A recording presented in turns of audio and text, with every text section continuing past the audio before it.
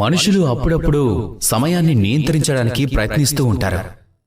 అప్పుడప్పుడు సమయం యొక్క విలువని అర్థం చేసుకోలేరు.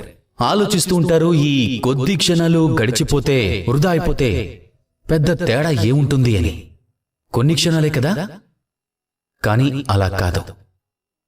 ఈరోజు ఒక్క క్షణం భవిష్యత్తులో పెద్ద మార్పుకు పునాది. ఈరోజు ఈ ఒక్క క్షణం మీ రేపటిని ప్రకాశవంతం చేస్తుంది. ఈ చిన్న చిన్న క్షణాలను ఎప్పుడూ పట్టించుకోకుండా ఉండకూడదు. వాటి లాభాన్ని పొందండి, పూర్తి లాభాన్ని పొందండి. ఇప్పుడు ఒకవేళ మీరు ఎవరికైనా సహాయం చేస్తున్నారా లేదా ఆ కారణంతో ఆగిపోయారా? అయితే మంచిదే. ఎందుకంటే మీరు ఒకరికి సహాయం చేసి తన జీవితాన్ని ఇంకా మెరుగుపరుస్తున్నారు, అలాగే శ్రేష్టంగా చేస్తున్నారు.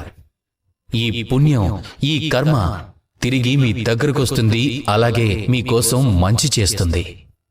కానీ ఒకవేళ మీరు సోమరితనంతో ఉండి ఏమీ చెయ్యకపోతే గనక, ఆ సమయాన్ని వృధా చేస్తే ఇక్కడ ఒకే విషయం ఉంది: మీ భవిష్యత్తు ప్రమాదంలో పడిపోతుంది, ఇంకేం లేదు.